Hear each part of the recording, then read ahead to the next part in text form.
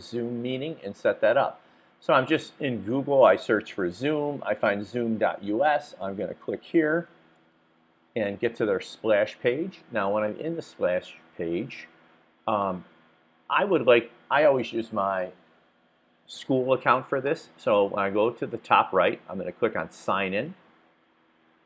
And then here, if you already have an email and password for Zoom, you can put that in. But I'm going to sign in using my BPS credential. So I'm going to go down to Google here, click on Google. And then that's going to bring up my school username because I'm already signed in to my school account on this browser. So I'm going to click there to log in. And now I'm inside of Zoom, signed in as my school teacher ID. So here I am. Now my meetings are all going to show up in the middle. So I'm going to click schedule a meeting. This is where I'm going to put my information in when it pops up. So I'm going to just put test meeting in the title, in the topic. I could add a description if I wanted to. So I'm going to set this up for 10 a.m. today. Otherwise, you can change it to whatever day you want to change it to. You can change the time in 30-minute intervals, but you could also go in there and change it. So if I wanted to make this 10:15, I could fix that or whatever it's going to be. If I want to be more specific. Then it's going to give me my duration. Now, I believe we are limited to 40 minutes of duration for the Zoom meeting.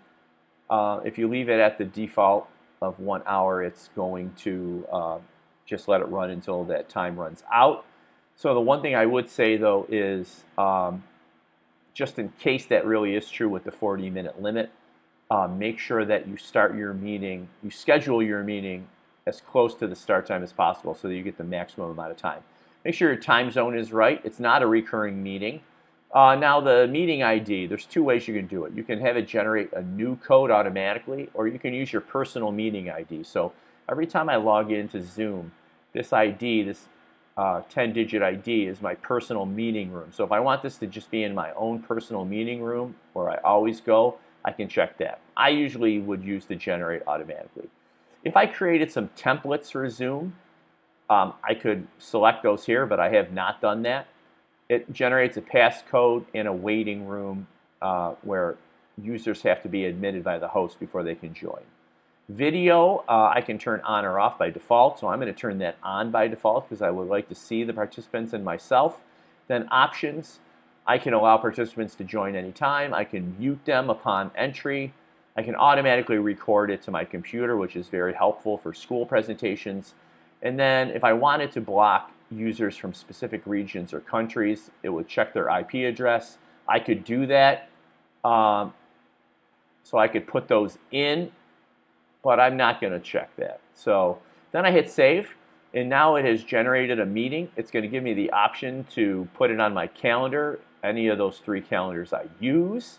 It tells me the meeting ID and the passcode. If I want to see that, I can click there. It says I got the waiting room activated. Here's the link. And it tells me all of my defaults that I selected. Now what I want to do next is I'm going to hit copy invitation. It's going to bring up the invitation. This is the text that the people are going to see, or I'm going to copy and paste in there. So I'm going to hit copy meeting invitation. You see it's copied to my clipboard here. Then I can just go to Outlook and I can paste that in. Then when this person gets it, they're going to have the link to click on as well as the password, and they can join the meeting. Going back to the Zoom page, there's a button right here in the top that says start this meeting. So when I go back into Zoom on the meeting day, I can find it here, and then I can just hit start, and it will open that up in my browser, and I will just wait for my clients to come in and start our meeting. So there you go. Hope that helps.